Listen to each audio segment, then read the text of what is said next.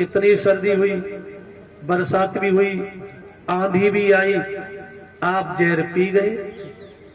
और जब जहर पी गए तो आज अमृत भी निकला, भगवान के जन्मोत्सव का अमृत पिएंगे हम लोग। जो जहर देख करके कहता है अरे छोड़ो कहां चक्कर में फंस गए,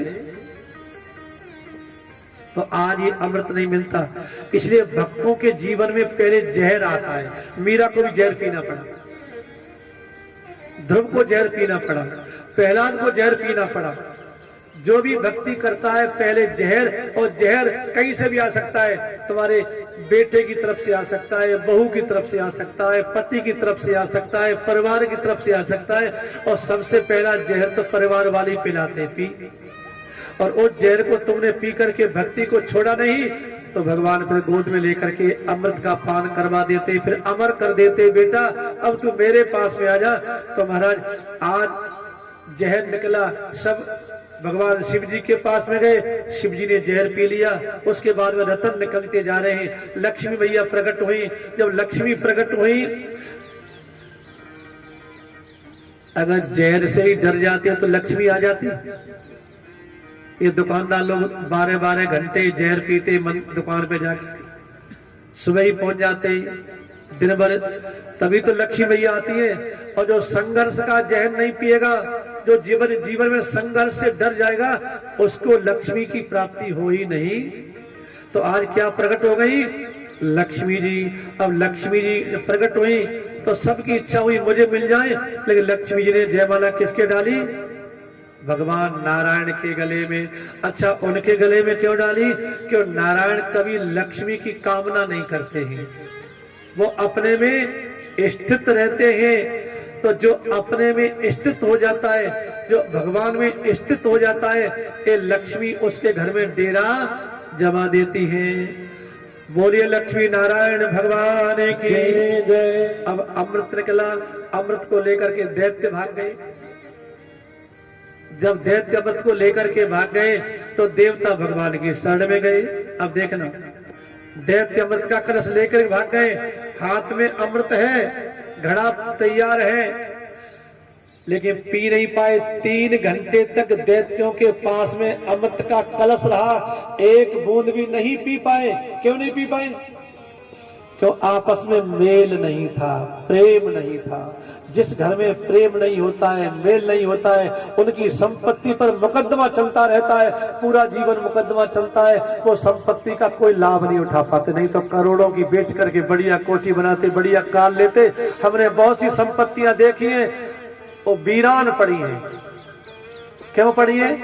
बोले महाराज झगड़ा चल रहा है आपस में, भाई भाई में, वो कहता है इतना मेरा है कि मेरा इतना है, झगड़ा चल रहा है। तो याद रखना, अगर प्रेम होता घर में, अगर मेल होता आपस में, तो वो संपत्ति कितना सुख देती। इन दैत्यों में मेल नहीं था, एक दूसरे मक्का मारा मारी कर रहे थे, मैं अकेला ही पीऊंगा। अरे भैया बांट के पी लो, पूरी संपत्ति तुम ही लोगे, बांट के खाओगे तो 4 भाई प्रसन्न रहेंगे, 4 भाई कार में चलेंगे, तुम्हारी ताकत चौगुनी हो जाएगी। अकेले कार में चलोगे, यही तो हमारी मूर्खता है। और जब से एक आ गया, एक क्यों आ गया? एक कलयुग की मेहरबानी है, घर घर में कलह करवा दी। एक ही भाई सारी संपत्ति को लूटने का प्रयास करता है, एक भाई गरीब है, एक भाई, बंटवारा गलत हो गया। तो यहाँ पर दैत्यों में आपस में प्रेम नहीं था, और देवता भगवान के चरण में पहुंच गए, चरणों पहुंचे, बोले महाराज कृपा कर दो, हाथ में से अमृत निकल गया। इतनी मेहनत की थी, इतनी मेहनत की थी, सारी बेकार हो गई। भगवान ने कहा चिंता मत करिए, जो मेरी शरण में आ जाता है उसका कभी बाल बांका हो नहीं सकता है, उसके हाथ में से गई हुई वस्तु भी लौट करके आ जाती है। और जो मेरी शरण में नहीं आता है, उसके हाथ में आई हुई वस्तु भी कोई लाभ नहीं कर पाती है। तो भगवान क्या बन गए? मोहिनी। बोलो मोहिनी नारायण भगवान की जय हो। मोहिनी बन गए। दैत्यों को मोहित करके भगवान ने अमृत का कलश लाए और अमृत पिला दिया देवताओं को, दैत्यों को अंगूठा दिखा दिया। देवता दैत्यों का युद्ध होता है, भगवान के जो देवता थे सभी दैत्यों को मार देते हैं। और स्वर्ग का राज्य भगवान ने देवताओं को सौंप दिया। इंद्र राजा बना दिए, दैत्य मारे गए, उनके गुरु शुक्राचार्य का अब क्या करें, चेला तो सब मर गए। तो गुरु के पास ऐसी विद्या थी, मरे को जीवित कर देते थे। शुक्राचार्य ने ऐसी विद्या का प्रयोग किया, सारे दैत्यों को जिंदा किया, बलि भी जिंदा हो गए। अब सब जाकर के जंगल में झोपड़ियां बना के रह रहे थे। एक दिन राजा बलि ने कहा, गुरुदेव राज्य कैसे मिले? गुरुजी कहते, बेटा अगर राज्य प्राप्त करना चाहते हो, संपत्ति प्राप्त करना चाहते हो, धन प्राप्त करना चाहते हो, तो एक काम करो। क्या? जय गुरु चरण रेणु सिर धर, जय गुरु चरण रेणु सिर धर, तेजन सकल विभव बस कर, तेजन सकल विभव बस कर,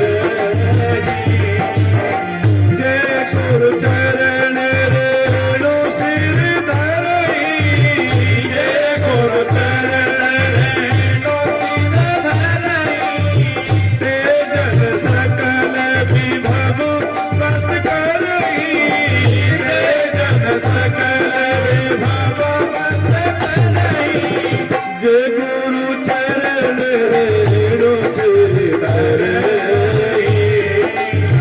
तेजन सकल विभव बस करई, तेजन सकल विभव बस करई। शुक्राचार्य जी कहते, बेटा अगर तुम धन चाहते हो, संपत्ति चाहते हो, राज चाहते हो, तो गुरु जी की सेवा प्रारंभ कर दो। जय गुरु चरण रेणु सिर धरही, जो गुरुदेव के चरणों की रज को अपने माथे से लगाता है, सारे वैभव उसके बस में हो जाते हैं। सभी दैत्यों ने अपने गुरु की सेवा की, सेवा का फल ये मिला, उन्होंने जाकर के स्वर्ग पर हमला किया और फिर से स्वर्ग में राजा बलि का आधिपत्य हो गया, देवताओं को निकाल के भगा दिया। ये सेवा का फल। राजा बलि ने अब पूछा गुरुजी से कि गुरुजी ये धन मिला है, संपत्ति मिली, राज्य मिला है, ये मेरे पास बराबर बना रहे, अब मेरी मुट्ठी से बाहर जाए नहीं, ये सदा कैसे रहेगा? तो गुरुजी कहते हैं, ये सदा रखना चाहते हो तो विजय कुमार जिंदल जी अभी आ रहे हैं, बताएंगे, 1 मिनट आप आएंगे। अगर धन को सदा ही रखना चाहते हो, मेरा कभी नष्ट न हो, तो दान करना प्रारंभ कर दो। और देखिए विजय कुमार जी को माइक देना, उधर आ जाओ, उनके पास। हाँ, एक छोटी सी एक कथा सुनाएंगे दान के बारे में, और उसके बाद में एक दान की सूची हम बोलेंगे, फिर उसके बाद भगवान कृष्ण का ना कटने